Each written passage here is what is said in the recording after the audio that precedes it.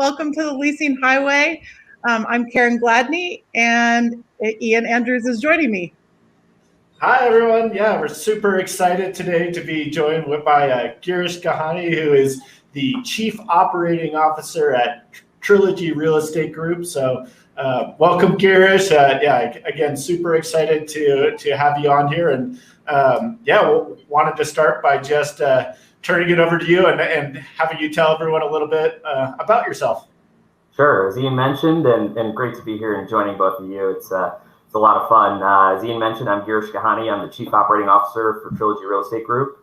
We're based in Chicago, but we've got multifamily communities in 9 different states. And I oversee all of our property management functions, asset strategy, due diligence, technology, and construction management. And thanks for having me on the show today. I think it's great to see more content out there about our industry, especially in this format. Thank you, Girish. I mean, we're so honored. I rave about you, and I just think you are something else. And then you just list off all these hats you're wearing too. So I can't imagine how you keep up. You know, there's the traditional introductions and all that, but we wanted to tap in and ask you if there's something that you might want to share or be able to share that no one might know about you, for everybody to know that's not in that bio that goes out on LinkedIn, so to speak. Well, it's calmed down a bit since my son was born 3 years ago, but I enjoy a good adventure. I've been skydiving, helicopter skiing, and I also got to do a great white cage dive a few years back. So I wouldn't say I'm a thrill seeker, but I like a good adventure. Oh my gosh. Yeah. Jumping in with a great white shark, that's definitely a thrill. It was something else. I've been scuba diving for 20 plus years, and I had never done a cage dive. I've gone diving with sharks, but never great whites. And it was nice to have bars around me versus being out there in the open ocean because they were pretty big and intimidating. I would imagine that made your heart skip a beat, probably more so than anything in property management could. Yeah, I made it out fine. The seals that were appetizers did not fare so well. Oh goodness, I shouldn't laugh at that, but I'm sorry. Yeah, I shouldn't either. Yeah. So when you were growing up, did you want to be a fisherman, or what did you want to be when you grew up? I think we're all always still growing up, and that probably changes continuously. But when you were young, what did you want to be when you grew up? You know, I think I always wanted to be, I thought about this long and hard, but I think I always wanted to be a professional athlete, but my genes caught up to me pretty early on, and I capped out at a strong 5'9", so here I am. That's fabulous. Well, want to turn the question over to Trilogy and curious on the story of Trilogy and how it got started, and what was your impetus? Yeah, so we formed Trilogy at the beginning of the Great Recession. Our prior company was focused more on the for sale residential market. And, while we navigated that well, considering what was happening at the time, we wanted to shift gears and build something that was more sustainable and generational. So we started raising capital in 2008 and deploying in 2009. And, looking back, it was an interesting and crazy time to start a real estate company and raise capital. And, fast forward a dozen years, the timing to start buying assets couldn't have been better. I feel like I hear that a lot from successful businesses that started, they started in times that were down, if you will, and just saw the opportunity and scratched and clawed and made things work and rise out of the flames, kind of like a phoenix. And so kudos to your team, to you. That's something else. Girish, when we think about building companies like yours that are so successful, and you look back over these last years, what would you say are those, foundational pillars of success for your on-site teams? Yeah, it's a great question. I think something I tell our teams often is that we work where people live, and it's the only industry that can claim that. And we don't know what stresses our customers encounter when they step out of our communities, but it's our duty to make their lives as stress-free as possible when they're home. I think if that's the mission, then everything else generally falls into place. But that being said, our teams deal with very complicated and real issues on a daily basis. So I don't want to simplify or minimize everything that they have to deal with. Yeah, it's so true. I mean, we are basically in our customers' homes, right? Right. You know, we're there, and it's such such an emotional place. I mean, on our side, it is business, and there's a business that's being run, but it's also, you know, our teams are that support. I remember when I was on the leasing floor, there were days I felt like the house mom, like at a sorority, you know. Other days that you felt like a therapist. Other days you're a cheerleader, and you know, just so many different hats that you're wearing to help support prospects that are coming through, and then also our current residents, just to ensure that we're sensitive to everything that they're going through in their lives, and all the things that we don't know that are happening behind the scenes. They affect how they are with us at our communities, for sure. 100%. So I'm curious too. You know, with our industry, you know, we all tend to think along the same lines and have similar strategies. And I'm curious, in looking at Trilogy and your own perspective of what are some, you know, popular views out there and viewpoints that you've heard that you have, that you differ on, that's different than what you would say is the norm. Yeah, you know, there's certainly a few, but one that comes to mind, you know, currently is really around on-site staffing. I think there's been more of a conversation about reducing headcount on-site, and I think it comes in probably a few different forms. You know, one is certainly with the push of virtual and self-guided tours during the pandemic. Some industry experts feel as though the shift in tour options could provide an opportunity for reduction in headcount. I've spoken to several people about AI or centralized call centers helping reduce headcount, but I think just, you know, being sort of a hands-on operator, I'm not sold. I think at the beginning of the pandemic, we offered virtual live and self-guided tour options just like everybody else. And I would say in the first few weeks, we saw a pretty even split between virtual and self-guided tours. And then after that, a majority, you know, I'd say probably over 80% of prospects still ultimately wanted to come and see the home before committing. And our team converted incredibly well during the pandemic, given the shift in how we were touring. But the overwhelming feedback that I got was that our leasing professionals wanted to get back in front of the prospect before they left the site. They felt that overcoming objections during the tour was an important part of the process, and you know, I just can't see that going away. I think, you know, as you two know very well, a good sales professional always adds value, and when you aren't there, you lose some of that benefit if you over-automate the process. And interestingly enough, we also heard from prospects, you know, despite the pandemic, that they wanted our team to accompany them during the tour, or at least be available after the tour to answer questions. We just recently went back to in-person tours at a handful of communities to beta test that, obviously still, you know, keeping very strict protocol in place. So we'll see how the conversion numbers shift over the next few months.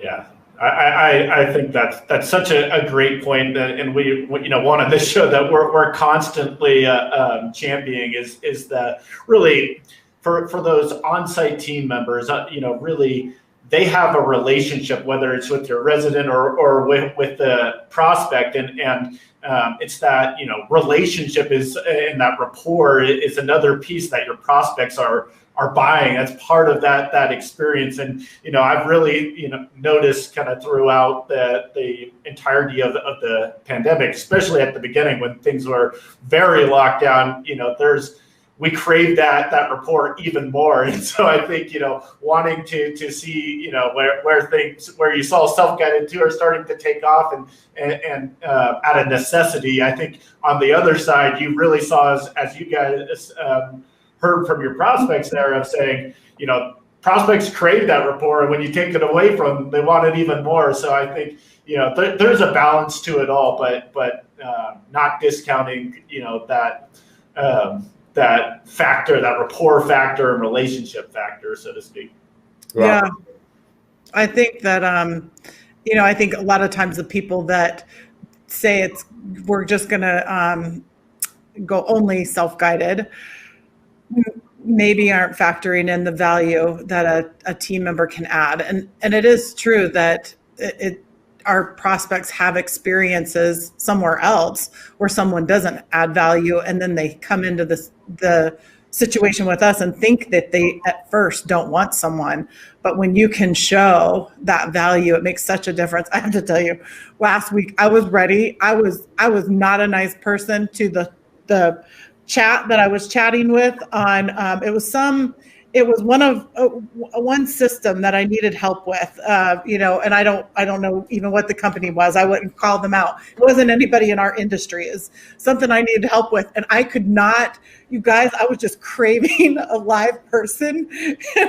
I swear I started to shake, just like, please, just because none of the, and I couldn't find on the website how to get to a phone number that would give me a live person, and then they were connecting me. My heart was starting to pound. I was like, oh my gosh, what is going on? Like, it just, and that's not for a home that I'm going to live in. That is for some $30 a month subscription kind of thing, So it's amazing how quickly, when you have a question, how quickly and it can become emotionally charged, if you will, around that. But I appreciate your candor in that, Girish, because I think a lot of people, you just want to jump to the next shiny object or trend around that.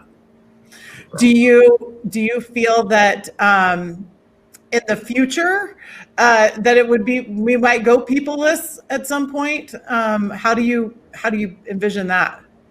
Yeah, I don't see it in the foreseeable future. I would say that we're a very long ways out before that would potentially happen. I think that, people want an automated sales process. They want things to be easy. We can create that, but I think the flip is people generally want to understand what the community's like, right? In this, when you are renting a home, you want to understand who you're renting from and what's going to be your surrounding community. And I think you need people to showcase that. I think automating the process discounts the value of your community. Yeah, there's so much magic that our teams can bring and change the experience. Well, with that, we'll pop to a quick break here, and we'll be right back.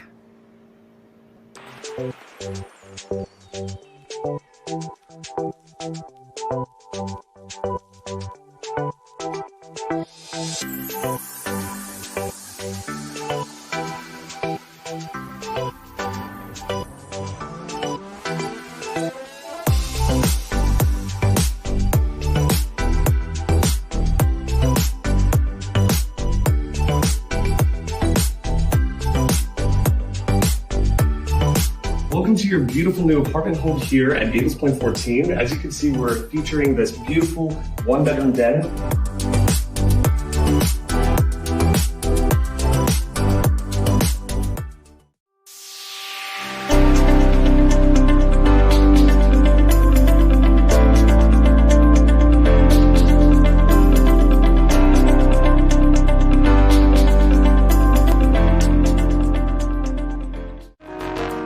Welcome to the Get Focused podcast, a show with stimulating conversation about optimizing our human potential for those who think outside of the box. You'll hear thought-provoking conversation designed to help you blow past your obstacles and create strength and motivation in everything you do. Now, it's time to start thinking outside of the box. It's time to get focused. Welcome back, everyone. So right when we left there, we were talking about, the industry and how it going peopleless and whether or not that will happen. And I think Gary, from your comment saying maybe someday, but not in the near future, is pretty spot on. I think there's just so much that's left to be automated that still can be automated and improved, but I really just see, a lot of that going to help strengthen the people we have on sites just to make them better at what they do, but not necessarily replace them. And technology has a long ways to go to have that rapport factor, and it really will be there more in place to help bring people together and more communication. Yeah. So, on that too, or I guess even shifting the topic a little bit, I'm curious too with, you wearing so many different hats and having so much responsibility, what keeps you up at night? What is that thing that you think about each night that you hope doesn't go wrong or worry about? What is that? I'm a horrible sleeper, so a lot of things. No sound machines. That's right. I got everything you can think of. It still doesn't work, but generally speaking, I think it's the things that are out of my control. This pandemic caused a lot of sleepless nights. With keeping our team safe, my family safe. The general mental health of our country. It certainly caused some heightened anxiety for me, and I'm sure a lot of other people out there. Yeah, that's there's so much that weighs on your shoulders, right, from your seat, Girish. I would imagine that those sleepless nights are crowded with many thoughts. It's that responsibility to the on-site teams, families, everything like that. When you, Girish, think about, you've been in the industry and so well thought of. Could you talk a little bit about what some of your biggest passion points are in the industry and around customer experience and just overall? Yeah, one of the things that I'm involved in right now is the National Apartment Association's Diversity, Equity, and Inclusion Committee. Oh, awesome. Yeah, it's been great. My subcommittee is actually tasked with developing NAA's strategic plan for the next few years relating to DEI initiatives and objectives. And I joined just before the start of the pandemic. And of course, I think the tragic events of 2020 have really put a lot more balls in our court to help define our industry's role in the DEI. So that's certainly current. And I think, from an overarching standpoint, I think that just, that resonates with everything, with our industry, with our residents, with our teams. So I think it's going to have a lot of impact in a lot of major ways. That's fantastic. We're in Denver, and so we're part of the Apartment Association of Metro Denver, and our association launched a committee, a diversion and inclusion committee as well. I'm saying it wrong, but I think it's phenomenal, and it's bringing together such a great insights and will help our industry overall for sure. Girish, for you, just when you think about the characteristics of a rising star in any organization, what would you say are some of those characteristics for those rising stars? Yeah, I love this question because we have a lot of rising stars in our company. And I think the biggest thing I see when we identify someone as a rising star is that they're generally a driver instead of a passenger. And, they rarely take credit for their success, but they also don't blame others for their failures. And they always have great leadership qualities. They know what the main objective is and how to either stay on track or easily get back on track if they veer off of that objective. And our rising stars generally are great at teaching. They're also great at listening, and they have that fixer mentality and just are amazing at solving problems. Do you have any, just thinking about that, like within your training, because I know you've got great training, do you teach or coach some of those rising star characteristics, if you will? Yeah, we actually, because we're geographically spread out, we put a strong emphasis on it. We actually have a mentor program that we implemented, 3 or 4 years back, and it's been really well received. So it's hosted by our centralized education department, but we've got mentors that each have up to 3 mentees at a time. And it's a peer-to-peer relationship. So versus, having to go to your regional or having to go to, our education development manager, you've got the ability to just connect with someone on a peer-to-peer basis, ask questions that you may be otherwise afraid of asking. And I think that's just been an incredible part of our education platform and process. And aside from that, because we are spread out, having these mentors act as sort of our brand ambassadors helps us grow in the same direction. It helps them get out and, meet new team members. And obviously in the last 12 months, we've made that a lot more virtual, but I'm excited to get our teams back out and traveling so that we can have some more connection points that way. I think that's so key because it is scary sometimes to reach out to your boss, right? Whereas if you can have that trusted space with a peer-to-peer connection and to be able to ask, it's that safe that safe place, right? For anyone. And I think companies that implement the peer-to-peer mentorship programs, you do end up building more rising stars in that. I mean, Ian, we've talked about it before too, just that peer-to-peer connection, how important that is. Yeah, absolutely. I mean, I really think that, like you guys do so well, it's just providing that that safe space. I think there's two different mentalities, which is, don't screw up, and then the other being learn from your mistakes, right? And really having that forum where you can ask the question and, not seem like you're, not as good of an employee because you don't know the answer to that question, but rather, being able to further your knowledge base and having that forum to do so is incredibly powerful and a great way to develop those rising stars. Yeah, you don't always remember all of like I know I've been taught something, but then it's like, oh shoot, I can't ask for it again because I was taught and it's somewhere in my policy manual or so it is safe to ask someone else. Well, we're going to take a quick break here, and then when we come back, we'll talk about some of what you're most proud of at Trilogy. So we'll be right back.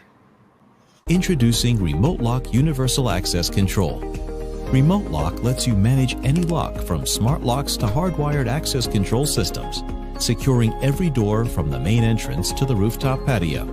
And you get to choose from the best top-of-the-line smart locks out there, from brands like Yale, Schlage, Kwikset, August, Mercury, and many more. Now you can configure and add access at the push of a button and set up customized schedules for each and every user, all within a matter of minutes. It even works with property management and booking software like Airbnb, Guesty, Entrata, RealPage, and more. With Remote Lock, you'll finally have a future-proof solution that controls all your properties around the world from a single, easy-to-use platform. Let Remote Lock be the last access control partner you'll ever need.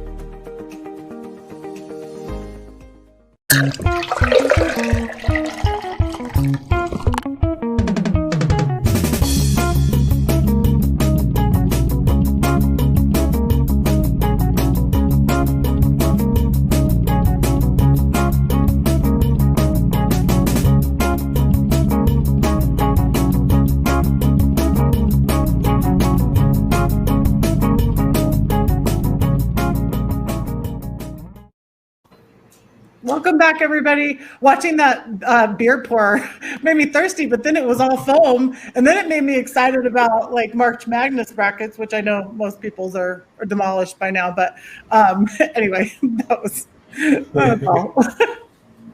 So yeah, wanted to ask you, Girish. I mean, you guys, I'm sure the list is very long for yourself of things you're proud of that you've implemented at Trilogy, but. Would love to hear a few of what some of your top are of just what you're proud of the things that you've implemented. Yeah, I think the last 12 months has certainly caused a lot of pride internally with what we did through the pandemic. Our teams just every single day put on their game face and executed at an extraordinarily high level with a lot of uncertainty and scary things in front of them. So. Certainly, everything that we put out there, but more importantly, what our teams were doing, that was something that I'll always be proud of. We also, as I mentioned, a few minutes ago, we launched internally. We launched a DEI council and have had a great cross section of team members that are on it. So I was proud of how many people wanted to be part of our DEI initiatives. It's been really rewarding to track what we're doing as a company and also be able to share insight into what the industry is doing through my NAA connection. With their DEI initiative. So pairing those two together has been a lot of fun, just kind of bringing ideas together and to the table. I love that you're sharing what you're gleaning from NAA back to your teams. I find that that's one of the best ways to engage our on-site teams and help them realize what an amazing industry and magnificent industry we are part of and all that we can affect. And when that's not there, right, when the on-site teams don't realize, oh, I didn't know there was a class, or even maintenance Olympics, those neat events that bring our industry together. I think that's so key and crucial when you're pulling them in, pulling the teams in, because that for sure is what will build those rising stars. Yeah, we actually every year we award our top performers with a fully expense paid trip to NAA, and obviously last year, we didn't want to reward them with a virtual trip, although we invited them if they wanted to join. But this year, assuming everything still happens in August, September, we're going to actually have our 2019 and 2020 award winners. So you're going to see Trilogy rolling around with a pretty big pack of rising stars. Oh, that's fantastic. And it's in Chicago. It's in your backyard.